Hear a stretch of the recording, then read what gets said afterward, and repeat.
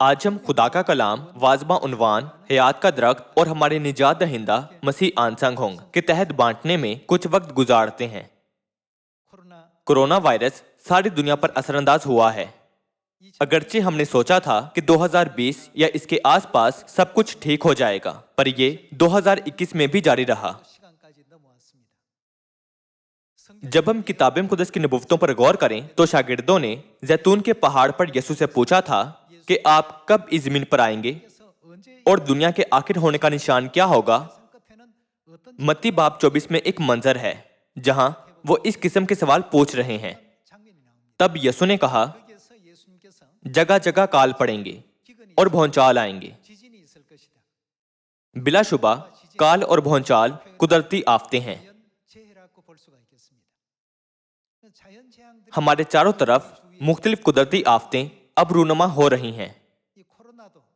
क्या आलमी वबा कोरोना वायरस भी एक किस्म की आफत नहीं है? 2015 में फ्रांस में तरक्की याफ्ता ममालिक के दरमियान माहौलियाती तब्दीलियों पर एक मुआहिदा किया गया था। माहौलियाती मुआहिदे में कहा गया है कि हमें जमीन का दर्जा हरारत 2 डिग्री सेंटीग्रेड से ज्यादा नहीं बढ़ने देना चाहिए। हमें इसे 2 डिग्री सेंटीग्रेड से ज्यादा बढ़ जाने से पहले रोकना है। हर मुल्क अब इसके लिए ज्यादा जद्दोजहद कर रहा है, लेकिन ये 1 डिग्री सेंटीग्रेड तक बढ़ चुका है। जैसा कि दर्जा हरारत 1 डिग्री सेंटीग्रेड तक बढ़ चुका है, जमीन पर बेशुमार तब्दीलियां रूनुमा होना शुरू हो गई हैं। माहौल तब्दील होना शुरू हो गया है। 6 साल पहले बताया गया था कि अगर जमीन का दर्जा हरारत 2 डिग्री सेंटीग्रेड से ज्यादा बढ़ गया तो जमीन पर क़यामत होगी। उनका कहना है कि बस हमें दर्जा हरारत को 2 डिग्री सेंटीग्रेड से ज्यादा बढ़ने से रोकने की अपनी बेहतरीन कोशिश करनी चाहिए, लेकिन ये 1 डिग्री सेंटीग्रेड तक बढ़ चुका है। अगर बकिया 1 डिग्री सेंटीग्रेड बढ़ जाए तो क्या होगा? कुतुब जनूबी के ग्लेशियर पिघल जाएंगे, कुतुब जनूबी की बर्फ पिघल जाएगी और ज़ेरे सतह जमीन को मुस्तकिल मंजमद रखने वाली बर्फ की टोपियां इसके नीचे की जमीन को अया करते हुए पिघल जाएंगी। लोग शायद सोचें, अगरचे बर्फ की टोपियां पिघल जाएं तो ये फिक्रमंदी की बात नहीं है, मगर मसला ये है कि जानदार अज़ुए जो लाखों सालों से इन बर्फ की टोपियों के अंदर मंजमद रहे हैं, वो उन्हें मरने से बचा रही थीं। लिहाजा मुख्तलिफ अक़साम के वायरसेस जिनका इंसानों ने पहले कभी सामना नहीं किया, जो वहां बेजान सी हालत में छुपे रहे हैं। साइंसदान बहुत खौफजदा और फिक्रमंद हैं कि अगर दर्जा हरारत के बढ़ जाने से वो तमाम वायरसेस एक एक करके अपनी साख्त हालत से बाहर निकल आएं, तो वो मुख्तलिफ मेजबानों में, खा वो इंसान हो या जानवर, फैलने लगेंगे। इससे आफतें और बीमारियां सारी दुनिया में तेजी से फैल जाएंगी। क्या सिर्फ इतना कुछ ही रूनुमा होगा? माहौलियाती तब्दीलियां इतनी शिद्दत से हुई हैं कि भारत, अमेरिका, चीन और एशिया में आबशारों की मानंद मुसलसल सैलाब आ रहे हैं। अब ये कहा गया है कि शायद जमीन अपने आम माहौल को फिर बहाल करने की सलाहियत गंवा दे। माजी में चीन में कभी समुद्री तूफान नहीं आते थे, ताहम अब तूफान ऐसे बदतरीन हैं जैसे अमेरिका में होते हैं और बगोले भी चीन में जाहिर हो रहे हैं। हाल ही में चीन में मुर्गी के अंडे जितने ओले पड़े हैं। इंटरनेट पर बहुत सी चीजें मौजूद हैं, इसलिए अगर आप YouTube पर डिजास्टर टाइप करें तो आपको दुनिया में आने वाली बेशुमार आफतें नजर आएंगी। यहां वहां आतिशफशां फट रहे हैं और कई इलाकों में बेसबॉल के हजम के ओले गिर रहे हैं। बकसरत जलजले दुनिया में अफरा तफरी फैला रहे हैं।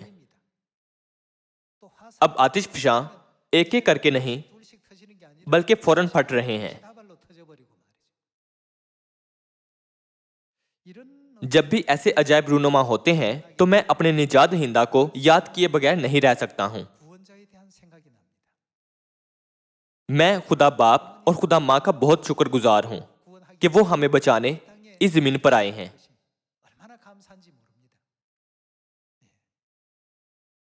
ताहम लोगों की आंखें बंद हैं, इसलिए वो ये हकीकत देखने के काबिल नहीं हैं। इंसान सिर्फ कोविड-19 बहरान की हकीकत निपटाने पर तवज्जो मरकूज किए हुए हैं ताकि वो अपनी रोजमर्रा जिंदगी को आजादी से गुजार सकें। हत्ता कि अगर इंसानी जिंदगी को इन बातों का इल्म हो भी जाए तो भी कोई हल नहीं है। वो कहते हैं हुकूमत इसे हल करेगी, अक़वाम मुत्तहिदा इसकी रोकथाम करेगी। यही एक चीज है जिसकी वो उम्मीद कर सकते हैं। ताहम आसमान का अब्दी जलाल बख्शने के लिए जहां ना रंज, ना दर्द, ना मौत है, हमारे लिए खुदा बाप और खुदा माँ इस जमीन पर निजात दहिंदा के तौर पर आए थे। इसीलिए हमें लोगों को खुदा बाप और खुदा माँ के जमीन पर आने के मुतालिक मुनादी करनी चाहिए ताकि वो सयून में रहने वाले निजात दहिंदा को कबूल करने की बरकत हासिल करें। हम आसमानी लोगों को याद रखना चाहिए कि हमें खुदा बाप और खुदा माँ के निजात दहिंदों के तौर पर आमद के लिए कितना शुक्र अदा करना चाहिए। आज हम कुछ वक्त हमारे निजात दहिंदा खुदा को ढूंढने में गुजारते हैं जिनकी किताब मुक़द्दस में नबूवत की गई है। इस वक्त हम खुदा की सच्चाई के कलाम का मुताला उन्वान हयात का दरख्त और हमारे निजात दहिंदा मसीह आनसंग होंग से करते हैं। जैसे कि मैंने बयान किया था कि जब से इंसान इस जमीन पर आए हैं वो मौत के कर्ब से करा रहे हैं। हम सब अच्छी तरह जानते हैं कि इंसानों की मौत का आगाज बागे अदन से हुआ था। जैसा कि मौत की तारीख का आगाज अदन से हुआ था, हम अदन में जिंदगी का जवाब भी मालूम कर सकते हैं। अपने फर्जंदों को इसे साफ साफ समझाने की गर्ज से यसु ने हमें मत्ती की इंजील के 13वें बाब में एक अहम तालीम दी है। मत्ती की इंजील बाब 13 आयत 34 से उस तालीम को देखते हैं। ये सब बातें यसु ने भीड़ से तमसीलों में कहीं और बगैर तमसील के वो उनसे कुछ ना कहता था ताकि जो नबी की मार्फत कहा गया था वो पूरा हो कि मैं तमसीलों में अपना मुंह खोलूंगा, मैं उन बातों को जाहिर करूंगा जो बनाए आलम से पोशीदा रही हैं। यसु ने कहा कि उन्होंने खुदा के सब भेदों को किताब मुक़द्दस की 66 किताबों की तमसीलों में पोशीदा रखा है। इसके अलावा उन्होंने बयान किया था कि वो उन बातों को तमसीलों में जाहिर करेंगे जो बनाए आलम से पोशीदा रही हैं। हम अच्छी तरह जानते हैं कि दुनिया की तख्लीक पैदाइश की किताब में दर्ज है। पैदाइश की किताब में खुदा का 6000 साला मुखलिसी के काम का अहम तरीन हिस्सा शामिल है, बिलखसूस हयात के दरख्त और नेकोबत की पहचान के दरख्त का मामला। खुदा ने बागे अदन में नेकोबत की पहचान का दरख्त और हयात का दरख्त दोनों को वहां लगाते हुए आदम और हवा को रखा था। पैदाइश की किताब बाब 2 आयत 9 देखते हैं। और खुदावंद खुदा ने हर दरख्त को जो देखने में खुशनुमा और खाने के लिए अच्छा था जमीन से उगाया और बाग के बीच में हयात का दरख्त और नेकोबत की पहचान का दरख्त भी लगाया। ये लिखा है कि बागे अदन में हयात का दरख्त और नेकोबत की पहचान का दरख्त था। पैदाइश बाब 2 आयत 16 की तरफ जाते हैं। और खुदावंद खुदा ने आदम को हुक्म दिया और कहा कि तू बाग के हर दरख्त का फल बेरोक टोक खा सकता है, लेकिन नेकोबत की पहचान के दरख्त का कभी ना खाना, क्योंकि जिस रोज तूने उसमें से खाया तू मरा। क्या खुदा ने उन्हें हुक्म नहीं दिया था कि वो नेकोबत की पहचान के दरख्त से ना खाएं? लेकिन आदम और हवा ने क्या किया था? पैदाइश बाब 3 आयत 1 की तरफ बढ़ते हैं। और साम कुल दश्ती जानवरों से जिनको खुदावंद खुदा ने बनाया था चालाक था, और उसने औरत से कहा, क्या वाकई खुदा ने कहा है कि बाग के किसी दरख्त का फल तुम ना खाना? औरत ने साम से कहा कि बाग के दरख्तों का फल तो हम खाते हैं, पर जो दरख्त बाग के बीच में है उसके फल की बाबत खुदा ने कहा है कि तुम ना तो उसे खाना और ना छूना, वरना मर जाओगे। तब सांप ने औरत से कहा कि तुम हरगिज ना मरोगे, बल्कि खुदा जानता है कि जिस दिन तुम उसे खाओगे तुम्हारी आंखें खुल जाएंगी और तुम खुदा की मानिंद नेको बद के जानने वाले बन जाओगे। औरत ने जो देखा कि वो दरख्त खाने के लिए अच्छा और आंखों को खुशनुमा मालूम होता है और अकल बख्शने के लिए खूब है, तो उसके फल में से लिया और खाया और अपने शोहर को भी दिया और उसने खाया। तब दोनों की आंखें खुल गईं और उनको मालूम हुआ कि वो नंगे हैं और उन्होंने अंजीर के पत्तों को सीकर अपने लिए लुंगियां बनाईं। आदम और हवा ने नेको बद की पहचान के दरख्त से खाया और यूं वो पहली बार तमाम इंसानों पर मौत लाए। इस फल को खाने से उन्होंने एक वजह पैदा कर दी जो उन्हें और बल्कि तमाम इंसानों को मुसलसल मौत मिरास में पाने की तरफ ले जाएगी। ताहम खुदा ने इंसानों को मरने के लिए छोड़ नहीं दिया था, बल्कि पेशतर ही बागे अदन में एक निजाम कायम कर रखा था कि जैसे ही इंसान कुछ खाएंगे वो हमेशा जिंदा रहेंगे। बाब 3 आयत 22 से देखते हैं। और खुदावंद खुदा ने कहा, देखो इंसान नेकोबद की पहचान में हम में से एक ही मानंद हो गया। अब कहीं ऐसा ना हो कि वो अपना हाथ बढ़ाए और हयात के दरख्त से भी कुछ लेकर खाए और हमेशा जीता रहे। जब हम नेकोबद की पहचान के दरख्त से खाते हैं तो हम मर जाते हैं, लेकिन जब हम हयात के दरख्त से खा लेते हैं तो हम हमेशा जिंदा रहेंगे। आयत 23 से जारी रखते हैं। इसलिए खुदावंद खुदा ने उसको बाहर कर दिया ताकि वो उस जमीन की जिसमें से वो लिया गया था खेती करे।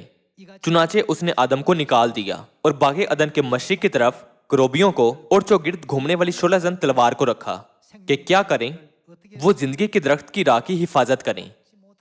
खुदा ने राह को बंद कर दिया ताकि कोई हयात के दरख्त से ना खा सके। गुनाह करने से पहले वो हयात के दरख्त से जितना चाहते खा सकते थे, लेकिन अब हयात के दरख्त की राह बंद हो गई थी। फिर उस वक्त से, जैसा कि ये रोमियो की किताब में लिखा है, आदम और हवा ने ये कहते हुए नोहा किया कि हाय मैं कैसा कमबख्त आदमी हूं, इस मौत के बदन से मुझे कौन छुड़ाएगा। किताब मुक़द्दस से हम देख सकते हैं कि उन्होंने कैसे नोहा किया था। पैदाइश की किताब में दर्ज ये सारी कहानी एक तमसील है। बागे अदन में होने वाले उस वाक़ये से खुदा चाहते हैं कि हम जाने कि कैसे हमने शैतान से धोखा खाया और आसमान में गुनाह किया। अगर हम हयात के दरख्त से खा लेते तो हम अपनी हमेशा की जिंदगी और बागे अदन को बहाल कर पाते। का हमने ममनुआ फल खाने का गुनाह किया था। क्या खुदा का ये जलाली मंसूबा मुकम्मल नहीं होगा?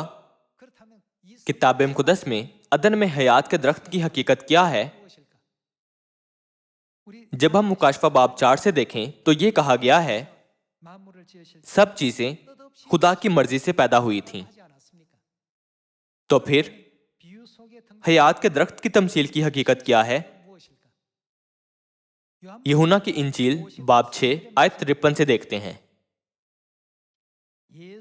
यसु ने उनसे कहा, मैं तुमसे सच कहता हूं कि जब तक तुम इब्ने आदम का गोश्त ना खाओ और उसका खून ना पियो, तुम में जिंदगी नहीं।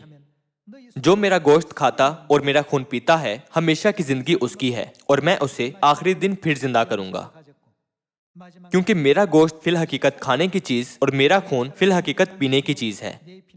जो मेरा गोश्त खाता और मेरा खून पीता है वो मुझ में कायम रहता है और मैं उसमें। जिस तरह जिंदा बाप ने मुझे भेजा और मैं बाप के सबब से जिंदा हूं, उसी तरह वो भी जो मुझे खाएगा मेरे सबब से जिंदा रहेगा।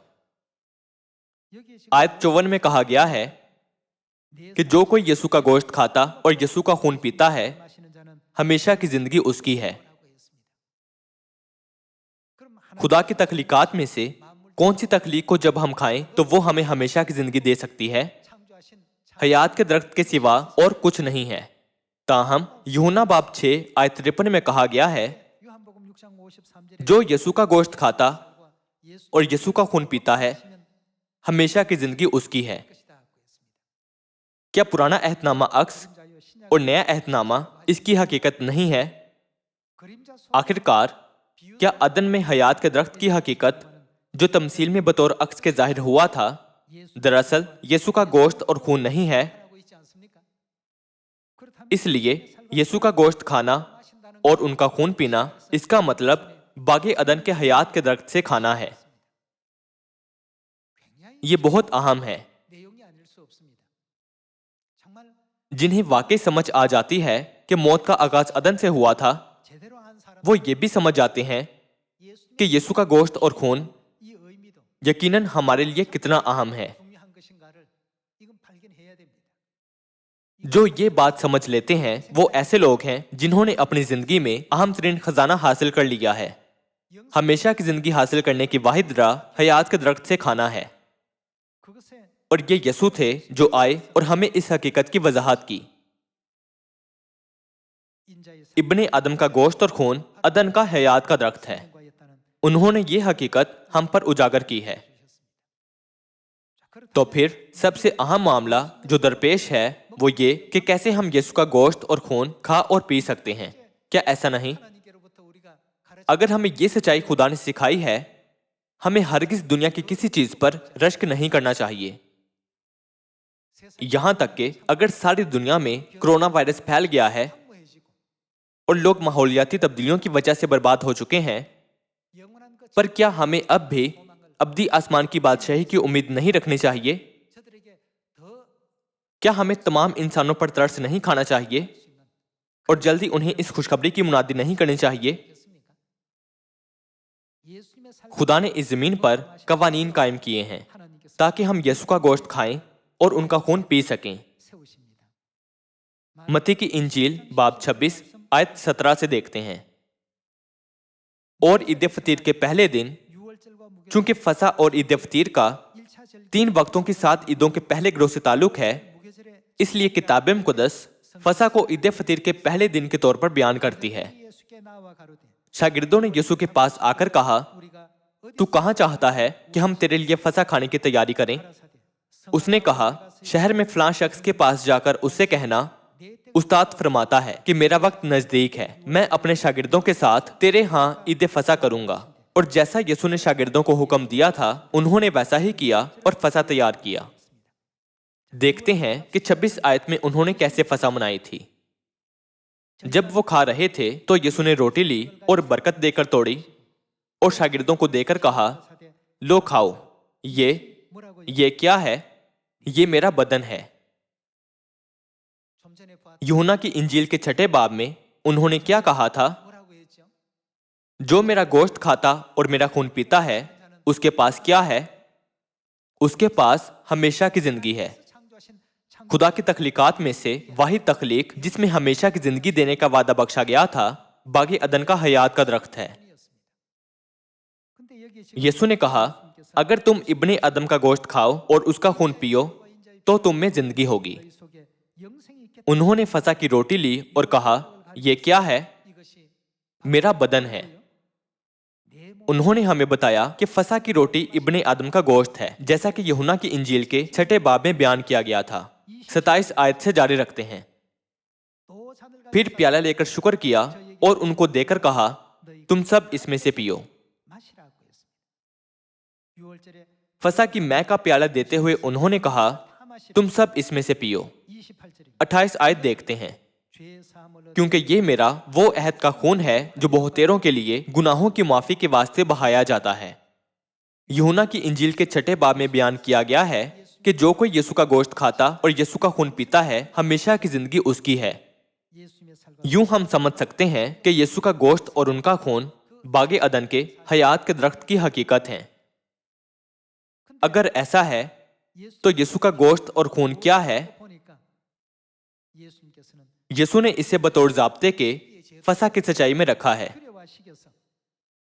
और जैसे ही इंसान खुदा के आईनो शरीयत पर ईमान रखें और इसकी पैरवी करें, तो उनके लिए हमेशा की जिंदगी पाने की राह खोली है। पैदाइश की तारीख को देखें तो खुदा ने करोबियों को हुक्म दिया था कि हयात के दरख्त की राह बंद कर दो, ताकि गुनाहगारों को हयात के दरख्त की तरफ आने से रोकें। तो फिर क्या यह सच नहीं कि खुदा के सिवा कोई नहीं जो हमें फसा की रोटी खाने और फसा की मैं पीने का तरीका बताए, जो कि हयात के दरख्त की सच्चाई है। इसीलिए 2000 साल पहले खुदा मुजस्सम होकर आए और इस राह को खोला था जो तब तक बंद थी। बस ये नई राह कहलाई। इब्रानियों की किताब के 10वें बाब में इसे एक नई और जिंदा राह कहा गया है। ये नया अहद भी कहलाती है, यानी खुदा आए और ये नई राह खोली थी। लूका बाब 22 आयत 7 की तरफ जाते हैं। और ईद फतीर का दिन आया जिसमें फसा ज़िबा करना फर्ज था, और यसु ने पतरस और यूहन्ना को ये कहकर भेजा कि जाकर हमारे खाने के लिए फसा तैयार करो। 14 आयत से देखते हैं। जब वक्त हो गया तो वो खाना खाने बैठा और रसूल उसके साथ बैठे। उसने उनसे कहा, मुझे बड़ी आरज़ू थी कि दुख सहने से पहले ये फसा तुम्हारे साथ खाऊं। 19 आयत से देखते हैं। फिर उसने रोटी ली और शुक्र करके तोड़ी और ये कहकर उनको दी कि ये मेरा बदन है जो तुम्हारे वास्ते दिया जाता है, मेरी यादगारी के लिए यही किया करो। और इसी तरह खाने के बाद प्याला ये कहकर दिया कि ये प्याला क्या है, मेरे उस खून में नया अहद है। अल्फाज नया अहद जाहिर करते हैं कि तब तक कोई ऐसा अहद कायम नहीं किया गया था। हालांकि बेशुमार लोग मरे थे, पर हयात के दरख्त से खाने की राह उस लम्हे तक खोली नहीं गई थी। सही, वो तरीका जिसे यीशु हमें हमेशा की जिंदगी बख्शते हैं, दोनों बार यानी उनकी पहली आमद पर और दूसरी आमद पर यकसां है। बस क्या फसा मनाना उन लोगों के लिए अहम तरीन काम करार नहीं दिया गया जिनका मुकद्दर नेको-बद की पहचान के दरख्त से खाने का नतीजा मौत था? तो फिर अब सिर्फ कौन ये सच्चाई जानता है? क्या ये हमारे आसमानी बाप आनसंग होंग नहीं थे जिन्होंने इस जमीन पर आकर हमें तमाम मामलात सिखाए और हमारे लिए वो सब राहें खोली जिन्हें ना पहले आप जानते थे ना मैं जानता था। 2000 साल पहले जब यीशु ने फसा कायम की थी, तब उन्होंने यूहन्ना की इंजील के 10वें बाब में कहा था, चोर नहीं आता मगर चुराने और मार डालने और हलाक करने को। मैं इसलिए आया कि वो क्या पाएं, जिंदगी पाएं और कसरत से पाएं। जब यीशु ने कहा था कि वो हमें जिंदगी देने आए थे, तो उनका मतलब था मैं तुम्हें हयात के दरख्त से खाने की इजाजत दूंगा। 2000 साल पहले जब यीशु इस जमीन पर आए थे, तब उन्होंने फसा की सच्चाई यानी हयात के दरख्त की हकीकत को कायम किया था। ताहम फसा की शरीयत 325 बाद मसीह में निकाया कौंसिल में खत्म कर दी गई थी। नतीजतन इंसानों के लिए हमेशा की जिंदगी पाने की राह तारीख दौर में बंद रही। तो फिर राह खोलने के लिए किसे दोबारा आना चाहिए? हत्ता के माहिर इल्मे इलाहियात या वो जिन्होंने कई बार किताब मुक़द्दस को पढ़ा इस सच्चाई को दरियाफ्त नहीं कर सके थे। क्या ये मसला कुछ ऐसा नहीं जो सिर्फ तब हल हो सकता है जब निजात दहिंदा आता है? इब्रानियों बाब 9 आयत 27 से देखते हैं। और जिस तरह आदमियों के लिए एक बार मरना और उसके बाद अदालत का होना मुकर्रर है, उसी तरह मसीह भी एक बार बहुत लोगों के गुनाह उठाने के लिए कुर्बान होकर कितनवीं बार, दूसरी बार बगैर गुनाह के निजात के लिए उनको दिखाई देगा जो उसकी राह देखते हैं। किताब मुक़द्दस कहती है कि मसीह पहली बार आए ताकि अपने आप को हमारे गुनाहों के लिए कुर्बान करें, और फिर वो दूसरी बार सब इंसानों की निजात के लिए जाहिर होंगे। यही वक्त है जब निजात इंतहाई लाजमी है। अदन में हयात का दरख्त उन लोगों को बचाने के लिए जरूरी है जिनका मुकद्दर नेको-बद की पहचान के दरख्त से खाने के गुनाह के बायस मौत था। हयात का दरख्त बेशकीमत निशान है कि खुदा हमें गुनाह से आजाद करेंगे और हमारे लिए निजात की राह खोलेंगे। क्या मसीह ने बतौर सच्चाई फसा को कायम नहीं किया था जो हमें हयात के दरख्त को ले जाए? इसी वजह से जब मसीह इस जमीन पर दूसरी बार आते हैं तो उन्हें नए अहद की फसा की सच्चाई लानी चाहिए। यह हतमी सबूत है कि वो हमारे निजात दहिंदा हैं जिनकी हम राह देखते हैं। उनकी दूसरी आमद को एक खास वक्त पर होना था। किताब मुक़द्दस की नबुव्वत के मुताबिक निजात दहिंदा को उस वक्त आना चाहिए जब अंजीर के दरख्त की डाली नरम होती और पत्ते निकलते हैं। खुदा ने इसी वक्त पर आने का वाज़ेह वादा किया है। वो किसी भी वक्त पर वापस नहीं आते। निजात दहिंदा जिसकी गवाही किताब मुक़द्दस देती है कि सिवा कोई नहीं जो हमें गुनाह से और आखिरी आफत से बचा सके। खुदा इस जमीन पर हमें बचाने दूसरी बार आए हैं। यशायाह नबी ने साफ साफ नबुव्वत की थी कि खुदा आ रहे हैं। पुरानी मैं की ज़ियाफत से वो मौत को हमेशा के लिए नाबूद कर देंगे। लो, वो कौन है? ये हमारा खुदा है। हम उसकी राह तकते थे, वही हमको बचाएगा। क्या खुदा के मुतालिक किताब मुक़द्दस ठीक ठीक गवाही नहीं देती है? ममनुआ फल खाकर अपने लिए अब्दी मौत मुकर्रर करवा लेने वाले इंसान की रहनुमाई नए अहद की फसा की सच्चाई के वसीले निजात की राह की तरफ किसने की है?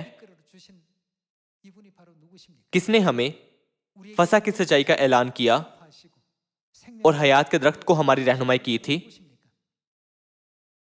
क्या वो हमारे खुदा यानी मसीह आंसंग होंग नहीं है? क्या ये रूह की दुल्हन यानी यरूशलेम हमारी आसमानी मां नहीं है? हमें इस सच्चाई को महज सतही नहीं समझना चाहिए। हमें जायजा लेना चाहिए कि अब हम किस कदर फजल हासिल कर रहे हैं। इसे जहन में रखते हुए हमें शुक्रगुजारी के साथ खुदा का फजल कबूल करना चाहिए। दुनिया में कोई भी हमारा निजात दहिंदा नहीं हो सकता है।